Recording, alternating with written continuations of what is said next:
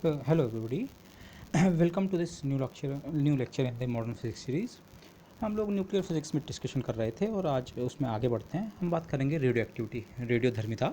Okay, last time हमने इस तरह का एक कर्व देखा था. ओके, नंबर ऑफ न्यूट्रॉन्स और नंबर ऑफ प्रोटॉन्स के अगेंस्ट अगर आप वेरियस न्यूक्लियाई को प्लॉट करें, उनके नंबर ऑफ न्यूट्रॉन्स और प्रोटॉन्स को अलग अलग एक्सिस पे, तो आपको ये पता लगता है most of the nuclei more और less n equal to Z line के अराउंड लाई करते हैं. This is not accurate. Okay, और हाँ, मैं आपको वो कर दूँ सचेत. लास्ट टाइम जो ये फिगर था उसमें n एक्सेस इधर थी और z एक्सेस इधर थी, तो ये दो जो न्यूक्लियाई थे इनकी positions n equal to Z line के ऊपर की तरफ थी. इस समय n एक्सेस नीचे है, तो ये okay, both are equivalent descriptions. This तो फॉर लो मास न्यूक्लियाई जिनका ए नंबर स्मॉलर होता है, उन न्यूक्लियाई के लिए लगभग वो सारे के सारे जो स्टेबल न्यूक्लियाई हैं वो n equal to Z line पे लाई करते हैं. लेकिन जैसे जैसे ए बढ़ने लगता है, ए बढ़ रहा है तो नंबर ऑफ प्रोटॉन्स और न्यूट्रॉन्स दोनों बढ़ रहे होंगे, बट स्टेबल न्यूक्लियाई जो हैं वो लार्ज n नंबर को फेवर करते हैं, नंबर ऑफ न्यूट्रॉन्स को फेवर करते हैं. इसको हम समझ भी चुके हैं कुछ हद तक क्वालिटेटिवली, क्योंकि नंबर ऑफ प्रोटॉन्स बढ़ने पे कूलम्बिक रिपल्शन बहुत रैपिडली बढ़ता है, z-1 के प्रोपोर्शनल बढ़ता है. तो न्यूक्लियस फेवर करेगा larger number of neutrons as compare to larger number of protons. But उसके बावजूद ये से रफली, मैंने आपको इसका फिगर लास्ट टाइम भेज रखा है, ये जो ब्लैक लाइन है ये स्टेबल न्यूक्लियाई है, ये n equal to Z line है, और ऐसे यहाँ पे बहुत सारे फ्लक्चुएशंस हैं इसमें, मतलब, लेकिन large number of nuclei which are stable. लेकिन उससे कहीं ज़्यादा नंबर ऑफ न्यूक्लियाई है जो कि अनस्टेबल है. न्यूक्लियाई का नंबर बहुत लार्ज है, ये जिसको मैंने रेड जोन के अंदर ये कर रखा है. यहाँ जितने भी ये पॉइंट्स हैं, पॉसिबल पॉइंट्स हैं, ये सब के सब न्यूक्लियाई हैं, लेकिन ये अनस्टेबल हैं. स्टेबल वाले केवल ये. तो very few nuclei are stable, most of the nuclei are unstable. Instability का मतलब क्या है, बाद में हम इस तरह की प्रोसेस स्टडी करेंगे कि न्यूक्लियाई को आपने किसी चीज़ से स्ट्राइक किया और ज़बरदस्ती उसे ब्रेक कर दिया. ओके, मैं उसे ज़बरदस्ती कह रहा हूँ, लेकिन अभी जिस चीज़ की हम बात कर रहे हैं अनस्टेबल का, उसका सेंस ये है, those nuclei transform automatically, that is without any external influence, into more stable nuclei by changing their Z और एन. वो nuclei automatically without any external factor और विदाउट एनी एक्सटर्नल इफेक्ट, और in fact external conditions का उस पर कोई फ़र्क भी नहीं पड़ता है. आप प्रेशर टेम्परेचर चेंज करें, उससे इस डिके रेडियो एक्टिविटी पे कोई फ़र्क नहीं पड़ता है. तो यही चीज़ कि अनस्टेबल न्यूक्लियाई जो है वो अपने z और n नंबर को चेंज करके स्टेबल होने की कोशिश कर रहा है. हो सकता है वो उसने कोशिश की अपने n और z नंबर को चेंज करने की, लेकिन उसके बावजूद जो न्यूक्लियाई बना हो सकता है वो भी अनस्टेबल हो, लेकिन वो प्रोसेस लगातार चल सकती है. ओके, तो इसी प्रोसेस को हम कहते हैं रेडियो एक्टिविटी. ओके, ये से सिंबॉलिकली समझें, कोई न्यूक्लियस इस पोजीशन पे है, तो ये रेड जोन है, रेड है में है, तो इसका मतलब ये अनस्टेबल है. तो इसकी टेंडेंसी हो सकती है कि किसी तरह से ये अपने z और n नंबर को चेंज करे. z और n नंबर चेंज होने का इस फिगर में मतलब वो शिफ्ट होकर कहीं और आएगा. तो शिफ्ट होकर वो पॉइंट हो सकता है यहाँ आए, और फिर शिफ्ट होकर यहाँ आए और यहाँ आए, और ग्रेजुअली वो इस ब्लैक वाले जो पोर्शन है यहाँ अराइव करने की कोशिश करेगा. ओके, अनस्टेबल का सेंस ही यही है, वो तब तक अपने z और n या दोनों को तब तक चेंज करेगा जब तक वो स्टेबिलिटी की कंडीशन को अचीव नहीं कर लेता है. ओके, और ये किस मैकेनिज्म से करता है, basically alpha decay and beta decay. तीन तरह के डीके होते हैं, अल्फा, बीटा एंड गामा. लेकिन गामा डीके बेसिकली z और n के नंबर को चेंज नहीं करता है. ओके, गामा बेसिकली फोटॉन्स हैं, ये केवल एनर्जी का लिबरेशन है. अल्फा और बीटा डीके जब भी होता है तो यूजुअली गामा का डीके उसके साथ इंस्टेंटेनियसली होगा एनर्जी बैलेंस को अचीव करने के लिए. ओके, अदरवाइज जो स्टेबिलिटी है वो बेसिकली अल्फा और बीटा डीके से अचीव होती है. ओके, अब रेडियो एक्टिविटी के आपको अर्ली एक्सपेरिमेंट्स पता होंगे. ठीक है, उसने जब देखा कि इससे जो प्लेट्स हैं वो काफ़ी दूरी पर भी और अगर कवर्ड हैं तभी भी वो एक्सपोज हो जाती हैं वगैरह वगैरह. फिर लोगों ने कुछ इस तरह के एक्सपेरिमेंट्स किए, रेडियो एक्टिव मटीरियल को किसी लेड चैम्बर या किसी में रखा, केवल एक डायरेक्शन में एक विंडो थी, वहाँ से रेडिएशन इमिट हो सकता था, और उसको उन्होंने एक एक्सटर्नल मैग्नेटिक फील्ड वहाँ पे प्लेस किया. से मैग्नेटिक फील्ड इस पर्टिकुलर डायग्राम में डाउनवर्ड्स है, पेपर में डाउनवर्ड्स है, बी को मैंने जो ऐसे दिखा रखा है. तो उन्होंने पाया वो जो इमिशन था, उससे रेडियो एक्टिव इमिशन था जो था, वो तीन अलग अलग पार्ट्स में पे गया. रेडिएशन तीन अलग अलग पार्ट्स में ब्रेक हो गया. जो सीधे रेडिएशन निकल गया, इसका मतलब ये अनचार्ज पार्टिकल्स थे, यही हमारी गामा रेज है. एक ट्रेजेक्ट्री ऐसी थी जिसकी ट्रेजेक्ट्री का जब हमने एनालिसिस किया तो पता लगा ये पॉजिटिवली चार्ज पार्टिकल होने चाहिए. ओके, पॉजिटिवली चार्ज सिस्टम होना चाहिए, पार्टिकल नहीं बोलना चाहिए, पॉजिटिवली चार्ज सिस्टम होना चाहिए. और पॉजिटिवली चार्ज सिस्टम का जब बाद में एनालिसिस किया तो पता लगा एक्चुअली ये हीलियम का न्यूक्लियस है. हीलियम एटम नहीं, just the helium nucleus, 2He4, दो प्रोटॉन और दो न्यूट्रॉन का जो एक साथ एक ग्रुप होता है वो ये हीलियम न्यूक्लियस है. तो वो ये पाया गया. ओके, इसका मास लगभग 4 एटॉमिक मास यूनिट के बराबर दिस. और इसके बजाय कुछ रेज जो हैं जो जो अल्फा रेज के अपोजिट बैंड हुई, ये इन्हें हम अल्फा रेज कहेंगे, जो अल्फा रेज के अपोजिट बैंड हुई वो कहलाई बीटा रेज। बीटा रेज का एनालिसिस ने बाद में बताया कि ये इलेक्ट्रॉन्स हैं। ओके, केवल इन्हें इलेक्ट्रॉन्स कहना ठीक नहीं होगा, क्योंकि बाद में हम देखेंगे बीटा रेज कभी कभी एक पॉजिटिव बीटा इमिशन भी होता है, वहाँ पे ये पॉजिट्रॉन्स भी होते हैं। Okay, so that comes later. But यहाँ पे इनके मैंने कर्वेचर भी अलग अलग दिखाए हैं। इनफैक्ट आपको इफेक्ट पता होगा। ओके, क्योंकि अल्फा रेज का मास बीटा के मुकाबले काफ़ी ज़्यादा होता है, तो उनका जो कर्वेचर है वो कम करस्पॉन्डिंगली ये लार्जर रेडियस ऑफ कर्वेचर है। ओके, और बीटा बड़ी इजीली बेंड हो जाते हैं क्योंकि मास क्या है, कम। ओके, अच्छा, तो अल्फा रेज ये पाई गई, ये हीलियम न्यूक्लियस है। बीटा रेज जो है इलेक्ट्रॉन या कभी कभी पॉजिट्रॉन भी हो सकता है। और गामा रेज जो है ये बेसिकली इलेक्ट्रोमैग्नेटिक रेडिएशन है, फोटॉन जिन्हें आप कहते हैं, ये बेसिकली फोटॉन है, लेकिन very very highly energetic photons. Okay, ordinary light के या अल्ट्रावायलेट नहीं, उससे कई कई कई ज़्यादा एनर्जी के फोटॉन्स हैं, बट अदरवाइज सिंपली फोटॉन ही है। Okay, this. अब कोई भी रेडियो एक्टिव इमिशन हो, इसमें कुछ कंजर्वेशन लॉज हमेशा फॉलो होते हैं। इनफैक्ट ये कि कंजर्वेशन लॉज केवल इन तक सीमित नहीं है, अल्फा बीटा डीके तक। बाद में हम इस कंसेप्ट को थोड़ा जनरलाइज करेंगे जब हम जिसे हम कहते हैं न्यूक्लियर रिएक्शन। न्यूक्लियर रिएक्शन में भी हमारा इंटरेस्ट होगा फिजन और फ्यूज़न। तो ये कुछ ऐसे लॉज हैं जो किसी भी न्यूक्लियर प्रोसेस में हमेशा ओबे होते हैं। जैसे एक है एनर्जी कंजर्वेशन, से आपका इनिशियल न्यूक्लियस एट रेस्ट है। ओके, एट रेस्ट हो सकता है, वो जरूरी ना हो, पर किसी ना किसी फ्रेम ऑफ रेफरेंस में तो रेस्ट में होगा ही, तो उसी में एनालिसिस कर लेंगे हम। तो इनिशियल न्यूक्लियस रेस्ट पे है। ये न्यूक्लियस जिसका नाम एक्स है, ये डीके होके एक डॉट, जिसे हम कहते हैं daughter nucleus normally, x dash, और उसके अलावा कुछ स्मॉलर पार्टिकल्स इनको अल्फा बीटा गामा न्यूक्लियस के मुकाबले कंपैरेटिवली छोटे एलिमेंट्स होते हैं, छोटे वो होते हैं, क्लस्टर्स होते हैं। तो ये हो सकता है इमिशन जो है इस एक्स डैश के अलावा एक से ज़्यादा पार्टिकल्स का हो। तो हमने जनरल सिचुएशन दिखा रखी है, एक्स कोई न्यूक्लियस है, एक्स डैश डॉटर न्यूक्लियस, और कुछ कॉन्स्टिट्यूएंट्स जिनका मैंने सामूहिक नाम वाई रख दिया, इसमें ब्रेक हुआ। तो ये प्रोसेस स्पॉन्टेनियसली अपने आप से तभी हो सकती है जब इस सिस्टम की इनिशियल एनर्जी, और इनिशियल एनर्जी कौन सी है, रेस्ट मास एनर्जी, वो बाद के सिस्टम की रेस्ट मास एनर्जी से ज़्यादा हो। ओके, एम एक्स इस सिस्टम का रेस्ट मास, ओके, इसका rest mass M X dash, और माना इन सब का मिला के रेस्ट मास माना एम वाई, बाकी कॉन्स्टिट्यूएंट्स का। तो ये अगर इससे ज़्यादा होगा तभी ये प्रोसेस स्पॉन्टेनियसली हो पाएगी। यहाँ पे हमारा रेस्ट मास से मतलब है न्यूक्लियर रेस्ट मास, न्यूक्लियस का जो डीके है, तो इसका न्यूक्लियर मास, इसके न्यूक्लियर मास और प्लस इन कॉन्स्टिट्यूएंट्स के मास से ज़्यादा होना चाहिए। ओके, और अगर आप इसे सी एनर्जी यूनिट्स में कन्वर्ट कर दें, मास को सी स्क्वायर से मल्टीप्लाई कर दें, तो इनिशियल एनर्जी जो है, जो कि इन दोनों के इनिशियल मास जो कि इन दोनों के मास से ज़्यादा है, तो करस्पॉन्डिंग जो एनर्जी है initial energy M X into C square, और बाद की energy this plus this into C square, इन दोनों का जो डिफरेंस है इसे हम कहते हैं उस न्यूक्लियर प्रोसेस की क्यू वैल्यू। ये जो एक्सेस अमाउंट ऑफ एनर्जी है, इस डीके से पहले एनर्जी थी M X C square, decay के बाद इतनी, this plus this mass into C square इतनी, तो जो ये बाकी एनर्जी है ये इस प्रोसेस पे एक्सेस फॉर्म में निकल गई, बाहर निकलेगी। बाहर निकलने से मतलब क्या है, ये जो डीके प्रोडक्ट्स हैं, इन्हें हम डीके प्रोडक्ट्स कहते हैं, ये इनको काइनेटिक एनर्जी के रूप में मिलेगी। एनर्जी कंजर्वेशन ये कहता है एनर्जी आपकी लॉस नहीं हो सकती है। तो ये रेस्ट मास एनर्जी में अगर आपको कुछ कमी नज़र आ रही है, तो वो रेस्ट जो एनर्जी है जिसे हम क्यू वैल्यू कह रहे हैं, और स्पॉन्टेनियस डीके के लिए क्यू वैल्यू का पॉजिटिव होना जरूरी है। तो वो क्यू वैल्यू के बराबर जो एनर्जी है, एक्सेस एनर्जी, वो जो ये डीके प्रोडक्ट्स हैं ये अपनी काइनेटिक एनर्जी के रूप में शेयर करेंगे। ओके, दिस ये जो यहाँ पे मैंने फैक्टर लिखा है कि हाँ इनिशियली कुछ मास है और बाद में सिस्टम के कॉन्स्टिट्यूएंट्स का कुछ मास है, कोई इसे भी आप एक तरह की न्यूक्लियर रिएक्शन सोच सकते हैं। ओके, इस तरह के फैक्टर को हम बाद में मास डिफेक्ट कहेंगे। जब हम न्यूक्लियर फ्यूज़न की बात करते हैं तो वहाँ नॉर्मली हम इसको मास डिफेक्ट कहते हैं, पर इसको आप यहाँ पे भी मास डिफेक्ट की तरह समझ सकते हैं। कुछ मास, इनिशियल मास, आपने इनिशियल न्यूक्लियस का मास मेज़र किया और बाद में कॉन्स्टिट्यूएंट्स का रेस्ट मास मेज़र किया, आपको मास में कुछ कमी नज़र आ रही है, कुछ मास गायब हो गया है।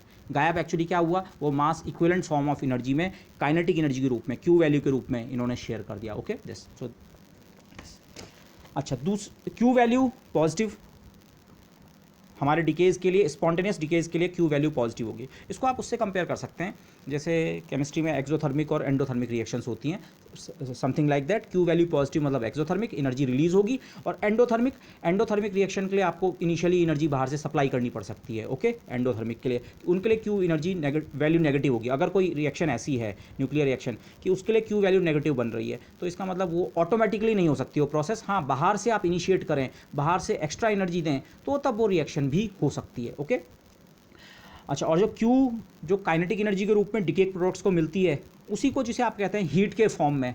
काइनेटिक एनर्जी बेसिकली क्या होता है, एवरेज काइनेटिक एनर्जी ही टेम्परेचर होता है। तो अगर लार्ज अमाउंट ऑफ सैंपल आपका डिके कर रहा है तो ये आपको हीट की फॉर्म में भी नज़र आ सकता है पॉसिबली, ओके। बट माना T is by expression for kinetic energy, तो प्रोसेस ये हुई, X डिके हुआ एक डॉटर न्यूक्लियस X डैश और बाकी एक या दो या तीन कंपोनेंट और या ज़्यादा भी हो सकते हैं जिनका सामूहिक नाम हमने Y रखा है। तो जो Q जो excess amount of energy mass defect type के फैक्टर के कारण जो एक्सेस एनर्जी मिली, वो कुछ एनर्जी उसमें से काइनेटिक रूप में X डैश वाला न्यूक्लियस ले गया और बाकी काइनेटिक एनर्जी जितने वो कंपोनेंट्स हैं, एक हो या दो हो, जिनको मैंने Y दिया है, TY का साथ मैंने समेशन इसीलिए लिख रखा है, एक हो सकता है, दो हो सकता है, जितने वो कंपोनेंट्स हैं, तो कुल मिला के जितने भी डीके प्रोडक्ट्स हैं ये इस Q वैल्यू को अपनी काइनेटिक एनर्जी के रूप में शेयर करेंगे, ओके। दूसरा कंजर्वेशन लॉ जो हमेशा फॉलो होता है, इनफैक्ट ये फिजिक्स के फंडामेंटल कंजर्वेशन लॉज हैं, लीनियर मोमेंटम से एक सिंपल प्रोसेस सोचें, अगेन इसी तरह की, X कोई न्यूक्लियस था, हम इस फ्रेम में इसे ऑब्जर्व कर रहे हैं जहां इनिशियल न्यूक्लियस रेस्ट पे है, तो ये न्यूक्लियस अगर रेस्ट पे है तो इस सिस्टम का इनिशियल मोमेंटम जीरो था।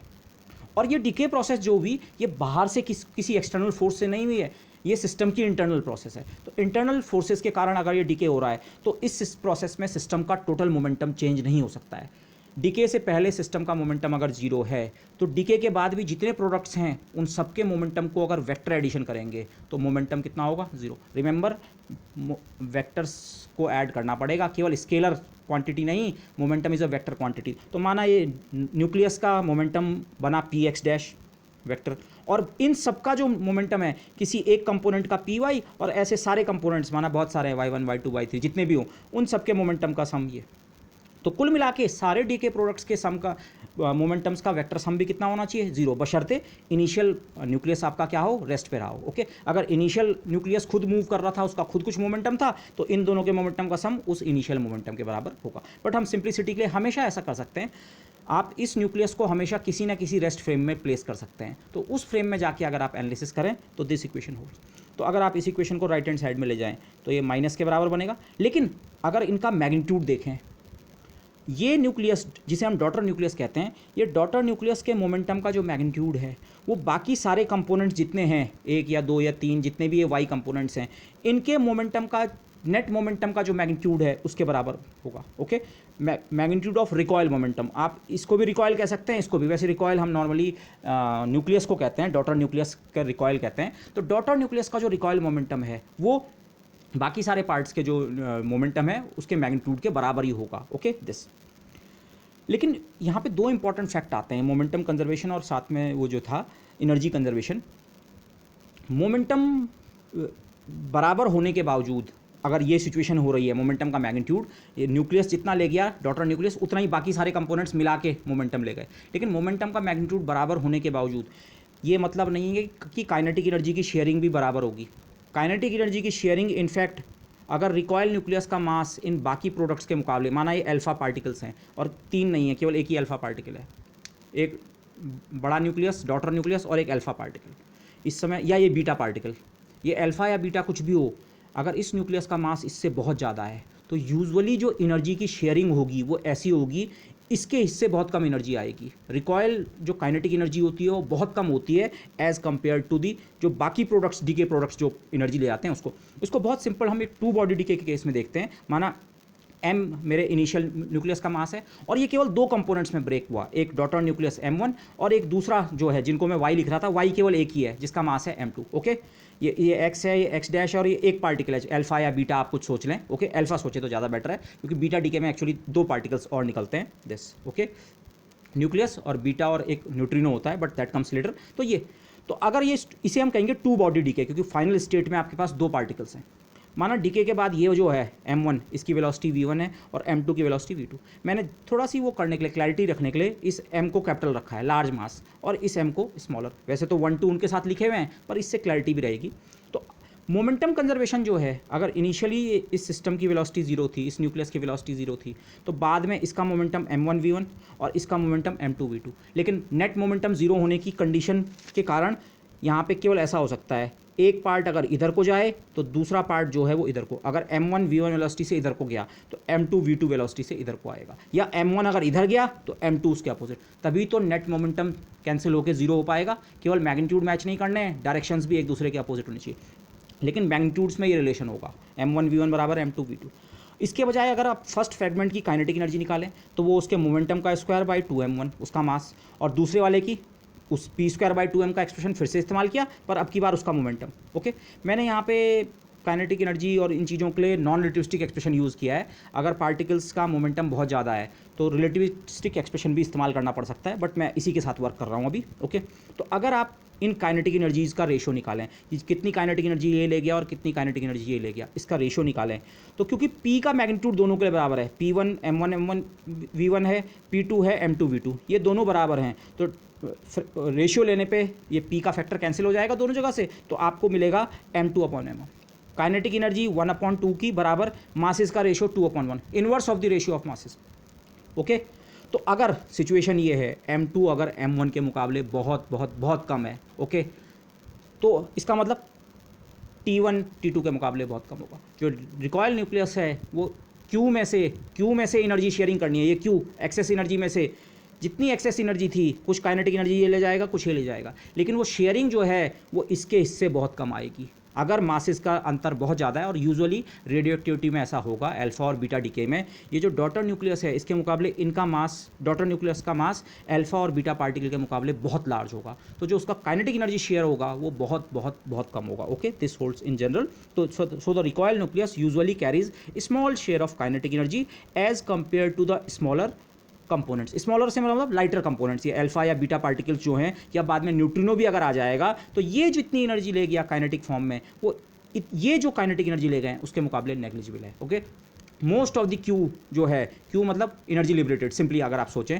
रेडियो एक्टिविटी में कितनी एनर्जी लिबरेट हो रही है रेडियो एक्टिव प्रोसेस में, तो वो एनर्जी का मेजर शेयर ये जो स्मॉलर कंपोनेंट्स हैं ये ले जाते हैं। Okay, this is simple classical physics, this has got nothing to do with nuclear physics as such. Okay, अच्छा, दूसरी प्रोसेस जो होती है, अगर टू बॉडी डीके है तो एनर्जी जो शेयर करेंगे ये दोनों, उसका रेशो फिक्स होता है। अगर इनके मासेस हमें पता है तो इनको जो एनर्जी इन्होंने जिस तरह से शेयर करनी है वो रेशो फिक्स हो रखा है। ओके, वो इन कंडीशन से गवर्न होता है, मोमेंटम दोनों का बराबर होना है मैग्नीट्यूड में, और फिर वहाँ से काइनेटिक एनर्जी का रेशो जो है वो मासेस के रेशो के बराबर है। तो एनर्जी जो शेयर करना है उसका पैटर्न फिक्स्ड है, मतलब एनर्जी शेयर केवल एक तरीके से हो सकती है अगर, लेकिन ये केवल टू बॉडी डीके की मैं बात कर रहा हूँ। अगर फाइनल स्टेट में केवल दो पार्टिकल्स हैं तो अगर Q amount of energy available है तो Q का कितना % इसको मिलेगा और कितना % इसे मिलेगा वो फिक्स है।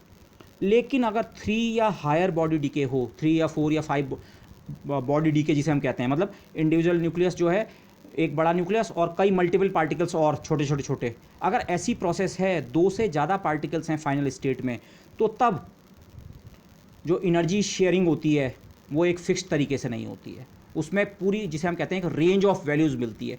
इस केस में आपको केवल एक आंसर मिलेगा कि हाँ इसकी एनर्जी इतनी होगी और इसकी एनर्जी इतनी, टू बॉडी डीके में। लेकिन 3 बॉडी डीके में ऐसा डेफिनेट आंसर नहीं होता है।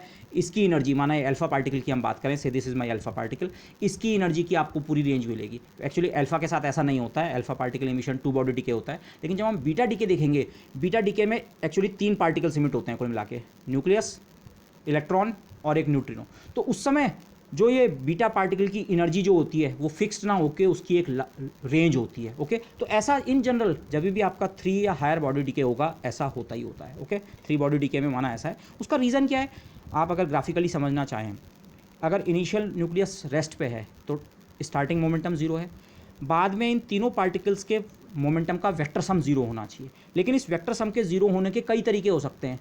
अब की बार ऐसी कोई कंडीशन नहीं है कि ये एक दूसरे के किस डायरेक्शन में होने चाहिए, बस कंडीशन ये है से इन दोनों के मोमेंटम का वेक्टर सम इसके वेक्टर सम के अपोजिट होने चाहिए। पर ये अपोजिट अचीव करने के कई तरीके हो सकते हैं। ये इसका अपोजिट इन दोनों का सम भी है, लेकिन मैं इनफाइनाइट नंबर ऑफ वेक्टर्स ऐसे बना सकता हूँ जिनका सम ठीक इसके अपोजिट बने। से ये एक वेक्टर है P1, P2 और P3 का सम देखिए आप, ये अगर मैं P3 को यहाँ पे ड्रॉ करूँ, ये बना P3, P2 और P3 का सम ये बन रहा है। अच्छा, P1 और उसमें P2 प्लस P3 का सम ऐड करें तो ये और ये जस्ट अपोजिट है, कैंसिल हो गए। लेकिन P1 अगर इतना ही हो माना, P2 अगर मैं इतना भी लूँ, इतना लेने का मतलब ये एक दूसरा वेक्टर है, और P3 अगर ये लूँ तभी भी इनका सम कितना बन रहा है, 0। आप इनफाइनाइट नंबर ऑफ कॉम्बिनेशंस ढूंढ सकते हैं P1 P2 P3 के लिए, जिसके लिए नेट मोमेंटम का सम कितना होगा 0। इनफैक्ट इस पर भी आप ध्यान मत दीजिए। तो infinite ways of sharing energy होते हैं, तो आपको एनर्जी की पूरी एक रेंज मिलती है। Okay, this will see in beta decay. In fact इसे बीटा डीके की पजल का एक पार्ट कहा गया कि जो अल्फा डीके में जो अल्फा पार्टिकल निकलता है वो तो मोनो एनर्जेटिक होता है, ऑलमोस्ट उसकी एनर्जी फिक्स, थोड़ा बहुत अप डाउन हो सकता है पर वो मोनो एनर्जेटिक होता है। लेकिन बीटा डीके में जो बीटा पार्टिकल्स निकलते हैं उनकी एनर्जी की पूरी रेंज होती है। कभी कभी beta particle electron zero energy का मिलता है, ऑलमोस्ट जीरो काइनेटिक एनर्जी का, और कभी कभी quite a large amount of kinetic energy carry करता है, और मोस्टली उसके इन बिटवीन रहता है। तो ऐसा क्यों हो रहा है, इसे कहा गया बीटा डीके पजल। लेकिन यहाँ से अब आप ये फीडबैक यहीं से दिमाग में रख लें, जरूर बीटा डीके 3 पार्टिकल या हायर डीके होगा। 2 बॉडी डीके होता तो ऐसा कभी नहीं हो सकता कि बीटा पार्टिकल की एनर्जी में रेंज मिले। Okay, yes, so these are 2 important conclusions जो एनर्जी और मोमेंटम कंजर्वेशन से हमें मिलते हैं। उसके अलावा और कुछ कंजर्वेशन लॉज जो हमेशा अप्लाई होते हैं, और खासकर रेडियो एक्टिविटी की बात करें तो एक एंगुलर मोमेंटम या स्पिन कंजर्वेशन। न्यूक्लियस के अंदर प्रोटॉन न्यूट्रॉन्स हैं, प्रोटॉन और न्यूट्रॉन दोनों स्पिन हाफ पार्टिकल्स हैं। जैसे इलेक्ट्रॉन का स्पिन हाफ होता है वैसे ही प्रोटॉन्स और न्यूट्रॉन का स्पिन हाफ होता है। तो अगर किसी सिस्टम का जिसमें कुछ प्रोटॉन्स और न्यूट्रॉन्स हैं वो अल्फा या बीटा डीके करके दूसरा न्यूक्लियस बन रहा है और साथ में अल्फा बीटा जो भी पार्टिकल्स बन रहे हैं, तो सिस्टम का इनिशियल जो एंगुलर मोमेंटम है, स्पिन एंगुलर मोमेंटम, वो बाद के स्पिन एंगुलर मोमेंटम के बराबर होगा। इसे हम सिंपली कई बार स्पिन बोल देते हैं, शुरू का स्पिन बाद के स्पिन के बराबर होगा। Let me give you an example. Beta decay को हम इनिशियली कुछ ऐसा समझेंगे कि न्यूट्रॉन बेसिकली प्रोटॉन और इलेक्ट्रॉन में ब्रेक होता है। ओके, बेसिकली रफली तो यही प्रोसेस है, लेकिन ये प्रोसेस इस नियम का पालन नहीं करती है, स्पिन का कंजर्वेशन नहीं होता। कैसे? न्यूट्रॉन का स्पिन हाफ होता है, प्रोटॉन और इलेक्ट्रॉन दोनों का स्पिन हाफ होता है। स्पिन्स को जब हम ऐड करते हैं, अब ये addition actually vector addition type का होता है, तो जब हम हाफ स्पिन और हाफ स्पिन को ऐड करते हैं तो हमारा आंसर या तो 0 बनता है या 1 बनता है। ये एंगुलर मोमेंटम एडिशन है, not even vector addition. Angular momentums को जब हम ऐड करते हैं हाफ और हाफ को, तो जो आंसर बनते हैं वो या तो 0 या 1। इसका मतलब स्टार्टिंग न्यूट्रॉन जो है उसका स्पिन तो हाफ है, और बाद में जो आपका कॉम्बिनेशन बना प्रोटॉन और इलेक्ट्रॉन का, उसका स्पिन उस सिस्टम का स्पिन या तो 0 होगा या 1। तो ये प्रोसेस इस नियम का पालन नहीं करती है। तो यहीं से हमारा दूसरा क्लू आएगा, जिसे मैंने कहा ना beta decay puzzle. Beta decay puzzle का एक दूसरा हिस्सा बनेगा कि बीटा डीके को अगर हम केवल इतना मानते हैं तो इसमें स्पिन का कंजर्वेशन भी नहीं हो रहा है। ओके, पहली प्रॉब्लम तो बीटा डीके के साथ क्या है, अगर वो 2 बॉडी डीके है तो बीटा पार्टिकल्स की एक डेफिनेट एनर्जी होनी चाहिए, ऐसा देखने को नहीं मिलता है। दूसरा, अगर ये इस तरह का डीके है, 2 बॉडी डीके इस तरह का, तो इसमें स्पिन का कंजर्वेशन नहीं हो सकता है। तो मतलब कुछ प्रॉब्लम यहाँ डेफिनेटली है। ओके, तीसरी एक और प्रॉपर्टी, चौथी, electric charge conservation. Electric charge तो हर प्रोसेस पे कंजर्व होता है, तो डिके में भी अगर सेम न्यूट्रॉन माना इसी प्रोसेस को भी थोड़ी देर के लिए मान लें, लेकिन बाद में हमको पता लगेगा एक्चुअली इस प्रोसेस में एक और पार्टिकल भी भागीदार होता है, तब सब कुछ एक्सप्लेन हो जाता है। बट अगर उस पार्टिकल को आप ना भी माने, माना आप सोचें यही प्रोसेस सही होती है, तो इस प्रोसेस में एटलीस्ट इलेक्ट्रिक चार्ज का कंजर्वेशन तो होता ही होता है। न्यूट्रॉन प्रोटॉन में कन्वर्ट होता है प्लस साथ में इलेक्ट्रॉन। डीके करने से पहले जो पार्टिकल है उसका चार्ज 0 है, न्यूट्रल, और प्रोटॉन का चार्ज +1 और इलेक्ट्रॉन का चार्ज -1। बाद के एंड प्रोडक्ट्स का नेट चार्ज भी कितना है, 0। चार्ज कंजर्वेशन के हिसाब से वैसे इस प्रोसेस में कोई दिक्कत नहीं है, लेकिन ये मैंने जो आपको अभी आर्गूमेंट दिए, कंटिन्यूस रेंज ऑफ एनर्जी मिलती है बीटा पार्टिकल्स की, और साथ में स्पिन कंजर्वेशन नहीं है, इसलिए यहाँ कुछ और ऐड करना पड़ता है। बट अदरवाइज केवल इलेक्ट्रिक चार्ज कंजर्वेशन से ये प्रोसेस हो सकती है। ओके, ऐसे ही इसकी एक रिवर्स प्रोसेस भी हो सकती है, ये ऑटोमेटिकली तो नहीं होती है, बट चार्ज कंजर्वेशन को मैं डिपिक्ट करने के लिए दिखा रहा हूँ। कभी कभी प्रोटॉन, एक न्यूट्रॉन और एक पॉजिट्रॉन, ये E+ जो मैंने लिखा है, ये जिसे आप एंटी इलेक्ट्रॉन भी कहते हैं कई बार, इलेक्ट्रॉन का एंटी पार्टिकल। हर पार्टिकल का एक एंटी पार्टिकल होता है, हर फंडामेंटल पार्टिकल का एंटी पार्टिकल होता है। इलेक्ट्रॉन का एंटी पार्टिकल पॉजिट्रॉन है, उसकी बाकी सारी प्रॉपर्टी इलेक्ट्रॉन जैसी ही होती हैं, लेकिन बस उसका चार्ज पॉजिटिव होता है। इलेक्ट्रॉन और एंटी इलेक्ट्रॉन या पॉजिट्रॉन जिसे हम कहते हैं, इन दोनों का मास बराबर होता है, इन दोनों का स्पिन हाफ होता है, इसके चार्ज का मैग्नीट्यूड और इसके चार्ज का मैग्नीट्यूड भी बराबर होता है, बस इसका चार्ज नेगेटिव होता है, इसका पॉजिटिव। तो ये प्रोसेस भी होती है। तो अगर आप चार्ज कंजर्वेशन के लिहाज से देखें, न्यूट्रल पार्टिकल +1 -1 मिला के 0, ठीक है, चार्ज बैलेंस्ड है। इस केस में स्टार्टिंग पार्टिकल का चार्ज +1 और बाद में इसका चार्ज 0 और इसका +1, स्टिल चार्ज बैलेंस्ड है। तो इलेक्ट्रिक चार्ज कंजर्वेशन भी आपको हमेशा रेडियो एक्टिव या किसी भी न्यूक्लियर रिएक्शन में देखने को मिलेगा। और लास्ट में एक और चीज़ जिसका कंजर्वेशन हमेशा आपको इन जनरल किसी भी न्यूक्लियर रिएक्शन में देखने को मिलेगा, वो है न्यूक्लियॉन नंबर कंजर्वेशन। हमने कहा अल्फा और बीटा डीके में Z और N नंबर चेंज हो सकता है, नंबर ऑफ प्रोटॉन्स और न्यूट्रॉन्स चेंज हो सकता है। इनफैक्ट आप यहाँ देख रहे हैं इस प्रोसेस को हम कहते हैं ये है, न्यूट्रॉन प्रोटॉन में कन्वर्ट हो रहा है और प्रोटॉन न्यूट्रॉन में। न्यूक्लियस के अंदर न्यूट्रॉन प्रोटॉन में और प्रोटॉन न्यूट्रॉन में कन्वर्ट हो सकते हैं, होते रहते हैं, लेकिन इसके बावजूद नंबर ऑफ न्यूक्लियॉन्स जो है ए नंबर, मास नंबर, वो चेंज नहीं होता है। एक न्यूट्रॉन प्रोटॉन में कन्वर्ट हो गया, पर अगर आप न्यूक्लियॉन्स की काउंटिंग करें, ये भी न्यूक्लियॉन है, ये भी न्यूक्लियॉन, न्यूक्लियॉन तो सेम रहा, इलेक्ट्रॉन न्यूक्लियॉन नहीं है। तो अगर आप इसी इक्वेशन को देखें, रिएक्शन में पहले एक न्यूक्लियॉन है और बाद में भी केवल एक न्यूक्लियॉन, ये न्यूक्लियॉन नहीं है, और इसमें भी पहले एक न्यूक्लियॉन है और बाद में एक ही न्यूक्लियॉन। इन जनरल कोई भी रेडियो एक्टिव डीके और कोई भी न्यूक्लियर रिएक्शन होगी तो आपके नंबर ऑफ न्यूक्लियॉन्स क्या रहेंगे, कंजर्व रहेंगे। ओके, अब सबसे पहली बात करते हैं पहले टाइप का डीके जिसे हम कहते हैं alpha decay. Alpha decay basically कोई न्यूक्लियस है जिसमें Z protons, mass number A है और नंबर ऑफ न्यूट्रॉन्स A हैं, N है, Z प्लस N मिलके A के बराबर है मतलब। तो ऐसी प्रोसेस जहाँ पे ये न्यूक्लियस अपने में से एक हीलियम न्यूक्लियस को इजेक्ट कर देता है। हीलियम न्यूक्लियस होता है 2 proton 2 neutron, mass number 4, 2He4 जिसे हम सिंपली कहते हैं। और अगर आप बाकी चीज़ों की बैलेंसिंग करें, 2 प्रोटॉन निकले तो प्रोटॉन कितने रह गए, Z-2, 2 न्यूट्रॉन निकले तो न्यूट्रॉन कितने रह गए, N-2, और टोटल मिला के 4 न्यूक्लियॉन निकले तो मास नंबर हो गया A-4। तो ये नया न्यूक्लियस जिसका नाम हम X' कह रहे हैं, डॉटर न्यूक्लियस, पेरेंट न्यूक्लियस, एक डॉटर न्यूक्लियस और एक हीलियम न्यूक्लियस अल्फा पार्टिकल में ब्रेक हो गया, और ये अल्फा पार्टिकल इस डॉटर न्यूक्लियस से दूर छिटक के चले जाता है, मतलब इजेक्ट होता हुआ वहाँ से, जिसे आप रेडियो एक्टिव डीके में कह रहे हैं, इससे ये रेज बाहर निकल रही हैं। तो उस प्रोसेस में एक्चुअली हुआ क्या, ये ओरिजिनल न्यूक्लियस अनस्टेबिलिटी के कारण ये इसमें और इसमें ब्रेक हो गया।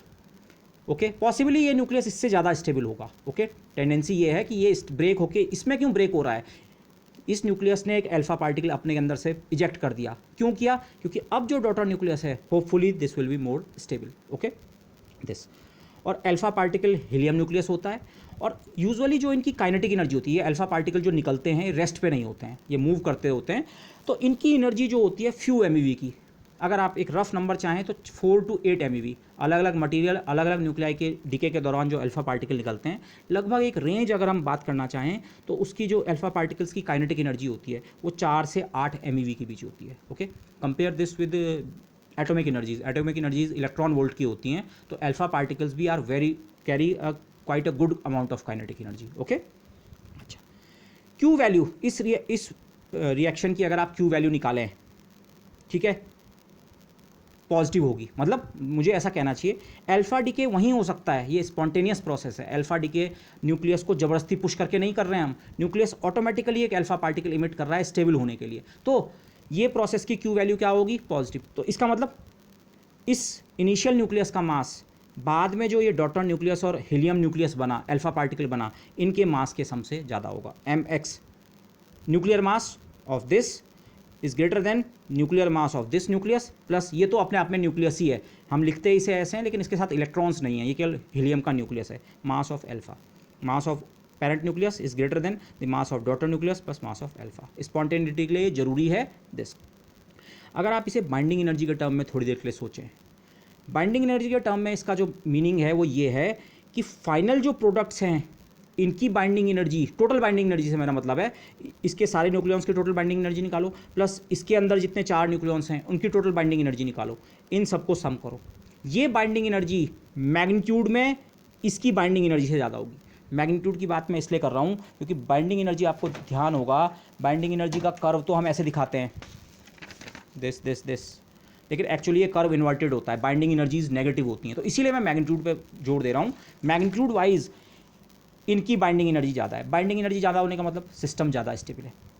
ये और ये सिस्टम अपने आप में ज़्यादा स्टेबल हैं ओरिजिनल न्यूक्लियस के मुकाबले, बाइंडिंग एनर्जी के टर्म में इसका ये मतलब है। ओके, इनफैक्ट अगर आपको ध्यान हो एक चीज़ और, आगे हम थोड़ा इसकी बात भी करेंगे, हीलियम न्यूक्लियस जो होता है ये एक इस बाइंडिंग एनर्जी कर्व में एक लोकल पीक एग्जिबिट करता है। लोकल पीक एग्जिबिट करने का मतलब अपने अगल बगल के न्यूक्लियस के मुकाबले ये कंपैरेटिवली ज़्यादा स्टेबल होता है। तो आप देख रहे हैं ये ब्रेक होके इस वाले पार्ट में जो टूटा, इसकी बाइंडिंग एनर्जी ज़्यादा है, ये कंपैरेटिवली काफ़ी अच्छी स्टेबिलिटी एग्जिबिट करता है। Okay, this will be important जब हम how and why of alpha decay की बात करेंगे। ओके, अगर हम क्यू वैल्यू कंप्यूट करें इसकी, तो इनिशियल न्यूक्लियाई का मास m माइनस बाद वाले न्यूक्लियस का मास x डैश और अल्फा पार्टिकल का मास m अल्फा, और इसको सी स्क्वायर से मल्टीप्लाई कर दिया, तो ये क्यू वैल्यू है of alpha DK.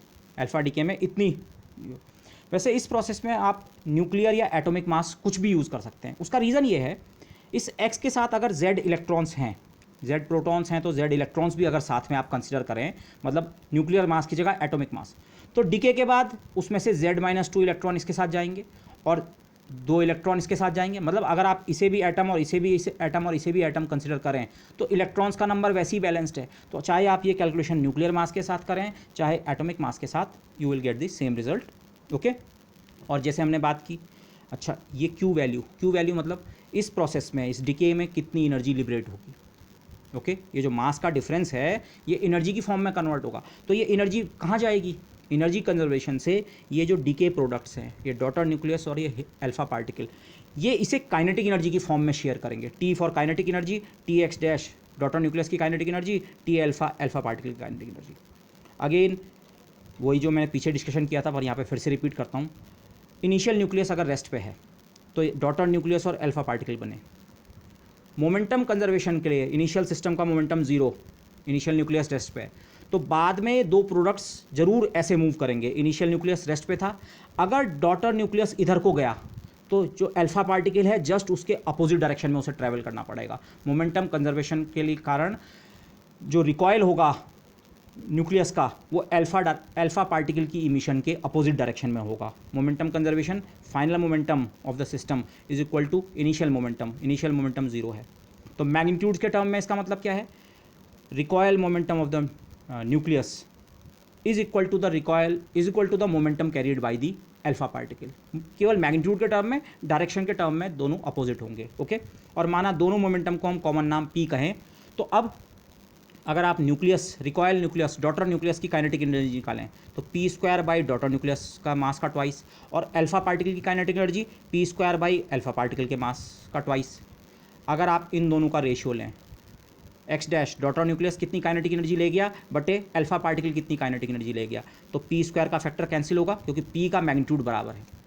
Interesting situation है, क्लासिकल मैकेनिक्स में आपने की होगी। मोमेंटम दोनों बराबर कैरी कर रहे हैं, पर इसका मतलब ये नहीं है काइनेटिक एनर्जी बराबर होगी, क्योंकि काइनेटिक एनर्जी में p के अलावा m का रोल भी होता है। तो जो काइनेटिक एनर्जीज का रेशियो है वो basically m alpha upon m x dash. रफली इस नंबर को आप एस्टिमेट भी कर सकते हैं।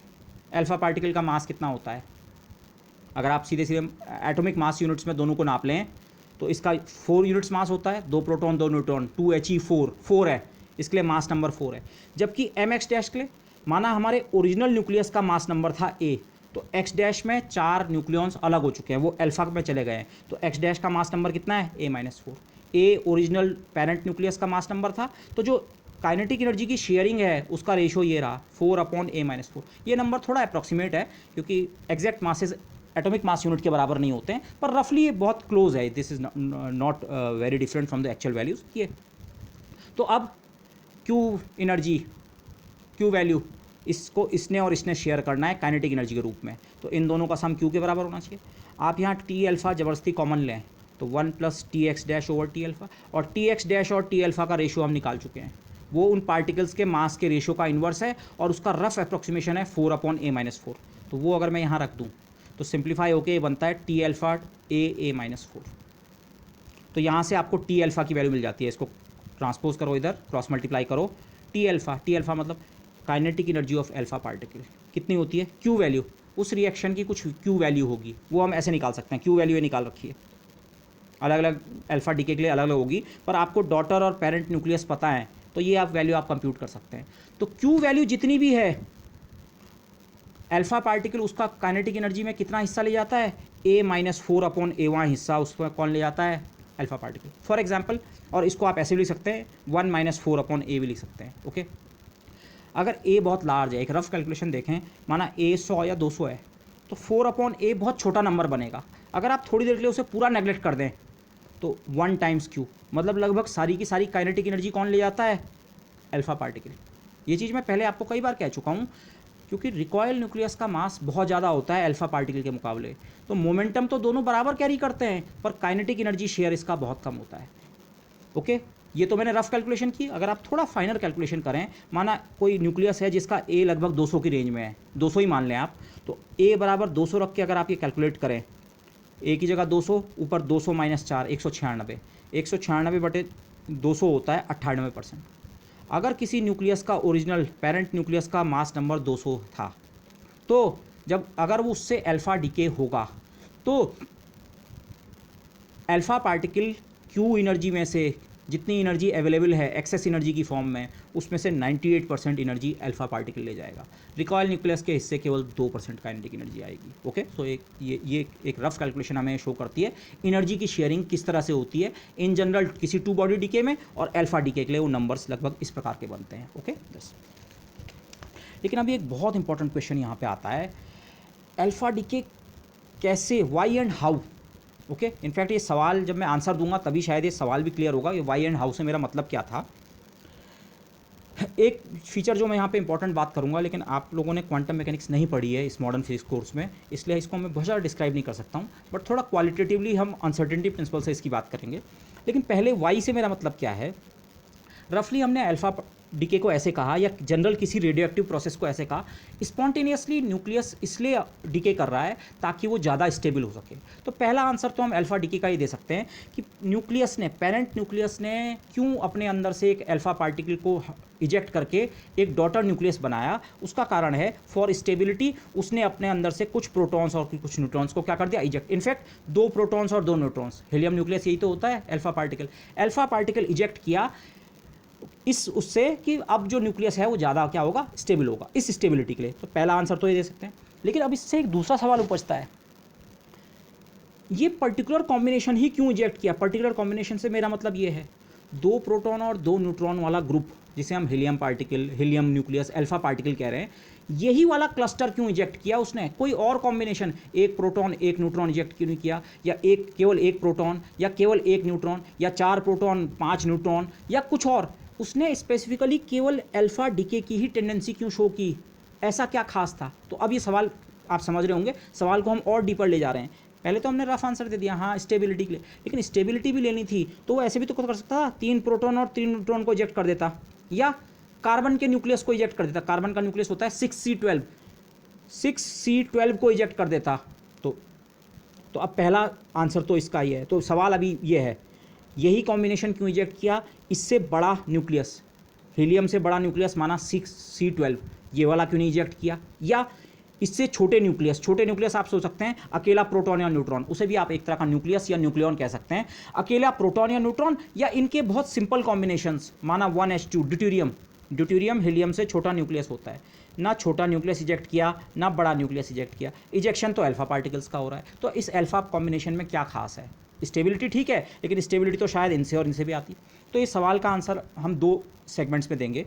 पहला पार्ट ये है, लाइटर न्यूक्लियस का इमिशन क्यों नहीं होता है। लाइटर मतलब हीलियम से लाइटर, से आप ड्यूटेरियम या प्रोटॉन या न्यूट्रॉन सोचें।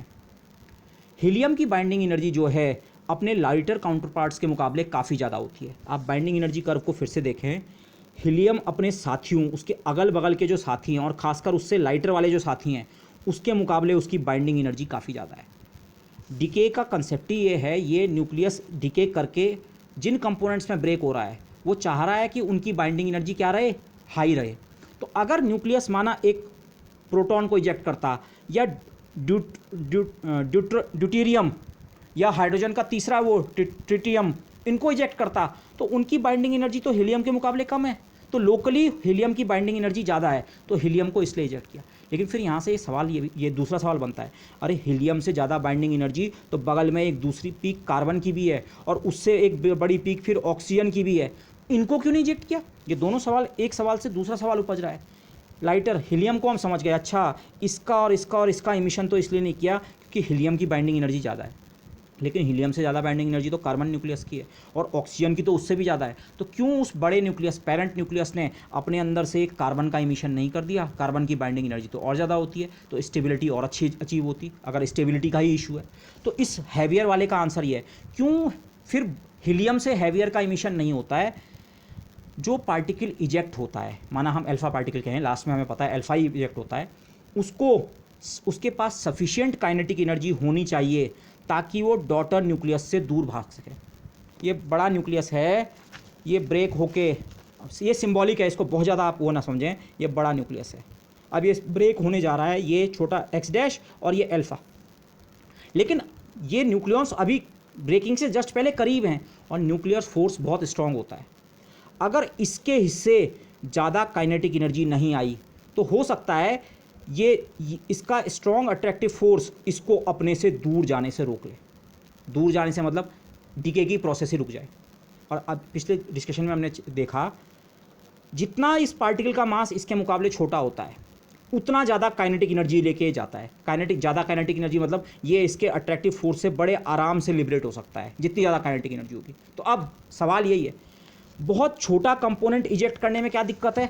बहुत छोटा कंपोनेंट इजेक्ट करने में दिक्कत ये है बाइंडिंग एनर्जी उनकी बहुत कम होती है, तो स्टेबिलिटी का इशू आता है। और बहुत लार्ज न्यूक्लियस, कार्बन या ऑक्सीजन का न्यूक्लियस क्यों नहीं इजेक्ट कर रहे हैं? क्योंकि कार्बन या ऑक्सीजन का न्यूक्लियस अगर वो इजेक्ट करने की कोशिश करेगा जो कि कंपैरेटिवली बड़ा होता है, तो कंपैरेटिवली बड़ा है तो ये इसके हिस्से काइनेटिक एनर्जी उतनी ज़्यादा नहीं आ पाएगी, और काइनेटिक एनर्जी कम आएगी तो संभवतः ये इसके अट्रैक्शन फील्ड से दूर नहीं जा पाएगा। अट्रैक्शन फील्ड से दूर नहीं जाने का पाने का मतलब न्यूक्लियस ये का यही रह जाएगा, डीके होगा ही नहीं। डीके की टेंडेंसी टाइप की शायद होगी पर डीके नहीं हो पाएगा। तो ये बहुत क्वालिटेटिव आंसर है, बट ये इस सवाल का आंसर था कि डीके हुआ तो हीलियम का डीके हुआ क्यों? ओके, पहला आंसर हमने दिया स्टेबिलिटी, फिर सवाल को और डीप ले गए तो फिर केवल हीलियम का ही डीके क्यों हुआ, क्यों उससे लाइटर और हैवियर का डीके नहीं हुआ? तो ये, लेकिन अभी इस आंसर को हम थोड़ा और सुधार सकते हैं।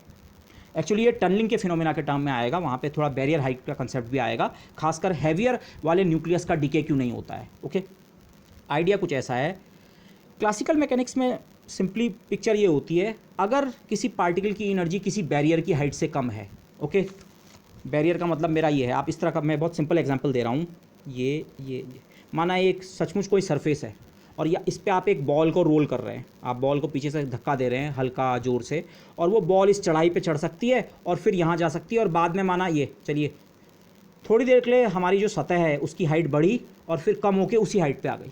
ओके, आपने इस बॉल को थोड़ा सी काइनेटिक एनर्जी दी, कम एनर्जी है इसके पास, तो होगा क्या, ये इस चढ़ाई पे थोड़ी दूर तक चढ़ेगा और फिर बाद में वापस लौट जाएगा। आपने थोड़ा और ज़्यादा एनर्जी दी, थोड़ा और ऊपर तक चढ़ेगा, वापस आ जाएगा। माना मैं इस प्रॉब्लम को 3 रीजन्स में बांटूं, 1, 2 और 3। इस सेकंड रीजन को हम बैरियर कहेंगे। ये पार्टिकल को थर्ड रीजन में जाने से ये बैरियर रोक रहा है। अगर पार्टिकल की एनर्जी कम है, किससे कम है? बैरियर की हाइट से। बैरियर को क्रॉस करने के लिए जितनी पोटेंशियल एनर्जी चाहिए इस बैरियर के बराबर, उतनी काइनेटिक एनर्जी ये अपने साथ नहीं ला रहा है, तो ये पार्टिकल बैरियर के पार नहीं जा सकता है। होगा क्या, ये जाएगा किसी हाइट तक चढ़ेगा, वापस आ जाएगा, थोड़ा ज़्यादा एनर्जी दी, थोड़ा ऊपर तक जाएगा। लेकिन अगर आप इसे सफिशिएंट काइनेटिक एनर्जी से पुश करें तो ये संभव है कि ये जाए, धीरे धीरे इसकी वेलोसिटी कम हो, लेकिन इस टॉप पे पहुँच के भी इसके पास कुछ वेलोसिटी रहे, और उसके बाद ये इस वेलोसिटी से यहाँ जाए, और उसके बाद नीचे आते हुए फिर से वेलोसिटी गेन करें और यहाँ चले जाए। मतलब अगर फर्स्ट रीजन से थर्ड रीजन में किसी पार्टिकल को जाना है इस पिक्चर में, तो क्लासिकल मैकेनिक्स के हिसाब से आपका ये आंसर होता है, भाई पार्टिकल के पास कम से कम इतनी एनर्जी, माना ये हाइट h है तो आप कहते हैं mgh एनर्जी होनी चाहिए। अगर ये ग्रेविटेशन में एक प्रॉब्लम है तो आप ये कहेंगे इसके पास स्टार्टिंग में कम से कम mgh काइनेटिक एनर्जी होनी चाहिए, तब ये बैरियर के पार निकल सकता है। लेकिन क्वांटम मैकेनिक्स में एक बड़ा इंटरेस्टिंग आंसर आता है। क्वांटम मैकेनिक्स में अगर आपके पास कहीं पे बैरियर टाइप की सिचुएशन है, तो पार्टिकल के पास अगर बैरियर की हाइट से कम एनर्जी, अब बैरियर को हम वहाँ सिंपली v से रिप्रेजेंट करते हैं, potential energy of the barrier, अगर मेरे पार्टिकल की एनर्जी बैरियर की एनर्जी से कम भी है, बैरियर की हाइट v और मेरे पार्टिकल के पास केवल e एनर्जी है, तो क्वांटम मैकेनिक्स हमें ये आंसर देती है इस चीज़ का चांस होता है, चांस मतलब प्रोबेबिलिटी, इस चीज़ की प्रोबेबिलिटी होती है कि ये पार्टिकल जो फर्स्ट रीजन से आ रहा है और इस बैरियर से टकरा रहा है, ये अचानक से थर्ड रीजन में अपीयर हो जाए। क्लासिकली अगर एनर्जी बैरियर की हाइट से कम है, ये पार्टिकल फर्स्ट रीजन से कभी थर्ड रीजन में नहीं जा सकता है। लेकिन क्वांटम मैकेनिक्स से कहती है there is a finite probability कि जो पार्टिकल फर्स्ट रीजन में था और कम एनर्जी वाला था, वो स्केप करके थर्ड रीजन में जा सकता है। तो इसको अगर आप नॉर्मल एवरीडे लाइफ के सेंस में सोचें, एक पहाड़ है, ये यहाँ से सीधे यहाँ निकल गया बिना इस चढ़ाई को चढ़े, इसका मतलब इसने ज़रूर यहाँ से यहाँ सुरंग बनाई होगी, इसीलिए इस फिनोमेना को टनलिंग कहते हैं। क्वांटम मैकेनिक्स में टनलिंग हो सकती है। टनलिंग का सिंपल मतलब है एनर्जी कम होने के बावजूद पार्टिकल बैरियर को पार करके दूसरी तरफ निकल सकता है। तो यहाँ पे टनलिंग क्यों हमने कहा, एक्चुअली यहाँ पे 2 फोर्सेस आते हैं। न्यूक्लियर फोर्स, न्यूक्लियस अपने न्यूक्लियॉन्स को बांध के अट्रैक्टिव फोर्स से रखता ही है बांध के, न्यूक्लियर फोर्स अट्रैक्टिव फोर्स है। लेकिन कूलाम्बिक फोर्स क्यों लगेगा? जब ये न्यूक्लियस ब्रेक होने लगा, एक डॉटर न्यूक्लियस और अल्फा पार्टिकल माना, तो ये भी पॉजिटिवली चार्ज है, ये भी पॉजिटिवली चार्ज है, इनके बीच इलेक्ट्रोस्टैटिक रिपल्सिव फोर्स लगेगा। रिपल्सिव फोर्स ये है, न्यूक्लियर फोर्स हमने कहा है शॉर्ट रेंज फोर्स होता है, यहाँ तक तो ये फोर्स अट्रैक्टिव है। अगर आपको कहीं पे पोटेंशियल में वेल जैसा दिखे, एनर्जी में वेल दिखे, पोटेंशियल में वेल दिखे, तो इसका मतलब फोर्स क्या है? Attractive. Nuclear force attractive force है, लेकिन ये वेल बहुत आगे तक नहीं है, डिस्टेंस के साथ कुछ ही दूरी तक है। क्यों? न्यूक्लियर फोर्स की रेंज बहुत कम होती है, न्यूक्लियर डायमेंशंस का, फर्मी के ऑर्डर का। लेकिन कूलाम फोर्स तो दूर तक भी एक्ट करेगा। ये बाद वाला जो ये पार्ट आ रहा है, ये कूलाम्बिक रिपल्सन फोर्स के कारण आ रहा है। तो अब अल्फा पार्टिकल जो हमने उसका कैलकुलेट किया यहाँ पे से रफली, माना आपको पता चला अल्फा पार्टिकल की एनर्जी 4 से 8 MeV तक है, 10 MeV तक है। हम लोग ये भी कैलकुलेट कर सकते हैं कि ये जो है, ये बैरियर जो है, इसकी हाइट लगभग बड़े न्यूक्लियस के लिए 30 से 40 MeV की बनती है। ये यही सिचुएशन है, लेकिन इस समय बैरियर मेरा ऐसा नहीं है। इस समय बैरियर कैसा है? ये इसकी ये एज और ये मेरा बैरियर है, ये उसकी तरह है, रुकावट की तरह है रास्ते में। अगर एनर्जी इस बैरियर की हाइट से ज़्यादा होती तब तो पार्टिकल इधर निकल जाता, लेकिन अल्फा पार्टिकल की एनर्जी एक्चुअली केवल होती है 3 से 4 MeV या 8 MeV या 10 MeV, जबकि बैरियर की हाइट ज़्यादातर न्यूक्लियस के लिए 30 से 40 MeV की होती है।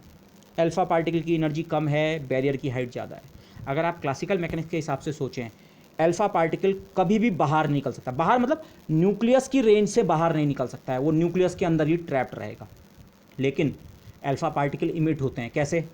ये अल्फा पार्टिकल यहाँ टनलिंग मैकेनिज्म से इधर निकल जाता है। आप इसको और इसको थोड़ा कंपेयर कीजिए, मे बी आप शायद ज़्यादा इसका पार्ट ना समझ सकें बिना क्वांटम मैकेनिक्स के, पर फ्यूचर में जब आप क्वांटम मैकेनिक्स पढ़ें तो मैं चाहूँगा आप इस चीज़ को फिर से वहाँ पे थोड़ा क्लियरली देखने की कोशिश करें। Okay, what is tunnelling? तो अल्फा पार्टिकल जो निकल पाता है न्यूक्लियस से, वो टनलिंग फिनोमेना के कारण निकल पाता है। ओके, और टनलिंग फिनोमेना होता कैसे है? टनलिंग फिनोमेना में मदद फिर से हमारा करता है अनसर्टेनिटी प्रिंसिपल। अनसर्टेनिटी प्रिंसिपल का आइडिया क्या है? आप ये ना सोचें इस न्यूक्लियस की एनर्जी केवल, इस अल्फा पार्टिकल की एनर्जी केवल इतनी है, 3 या 4 MeV की। अनसर्टेनिटी प्रिंसिपल से थोड़ी देर के लिए अपनी एनर्जी को बढ़ा सकता है, जिसे हम कहते हैं borrowing energy from the uncertainty principle. थोड़ी देर के लिए ये अपनी एनर्जी को ज़्यादा बढ़ा के से 30 MeV या 40 MeV से, बैरियर की हाइट से ज़्यादा कर सकता है, और लेकिन वो एनर्जी उसे केवल थोड़ी देर के लिए उधार मिलती है। कितनी देर के लिए? जितनी देर के लिए आपका energy time uncertainty principle respect होता है। थोड़ी देर के लिए एनर्जी में इतनी अनसर्टेनिटी आ सकती है, एनर्जी का इतनी बोरो कर सकता है, लेकिन वो समय अंतराल इतना छोटा होना चाहिए कि इनका प्रोडक्ट H क्रॉस से ज़्यादा बड़ा नहीं बनना चाहिए, लगभग उस ऑर्डर का। लेकिन अगर उतने छोटे समय अंतराल में इसने एनर्जी बोरो की, इसकी एनर्जी इतनी ज़्यादा हो गई, और एक छोटे से समय अंतराल के लिए एनर्जी उधार मिली, और उतने समय अंतराल में अगर ये इस बैरियर को फांद के इधर निकल जाए, तो टनल करके निकल तो गया इधर, तो थोड़ी देर के लिए एनर्जी उधार ली, एनर्जी बढ़ाई, जितनी देर के लिए एनर्जी उधार मिली उस टाइम इंटरवल में इस बैरियर को क्रॉस कर ले, और फिर से उस एनर्जी को, उधार वाली एनर्जी, उधार मतलब अनसर्टेनिटी प्रिंसिपल से जो एनर्जी मिल रही है उसको वापस कर दे, तो ये पार्टिकल यहाँ से यहाँ को निकल जाएगा। This is a very very qualitative picture. Okay, but actually जो अल्फा पार्टिकल का डीके होता है वो टनलिंग मैकेनिज्म ही होता है, जिसे हम क्वांटम मैकेनिक्स में टनलिंग मैकेनिज्म कहते हैं। गैमो ने सबसे पहले ये थ्योरी दी थी, गैमो थ्योरी ऑफ अल्फा डीके जिसे कहते हैं। वहाँ उन्होंने सक्सेसफुली एक्सप्लेन किया कि अल्फा डीके का जो हमें डीके रेट वगैरह देखने को मिलता है, कि कितनी तेज़ी से किसी मटेरियल में अल्फा पार्टिकल्स का डीके हो रहा है, उसके न्यूक्लियस का क्षय हो रहा है अल्फा प्रोसेस द्वारा, उसको हम इस मैकेनिज्म द्वारा समझ सकते हैं। उसकी क्वान्टिटेटिव कैलकुलेशंस जो हैं वो लैब वाले जो रिजल्ट्स हैं उनसे मैच करते हैं। So this okay. लेकिन यहाँ पे एक पॉइंट और आता है, इंटरेस्टिंग पॉइंट।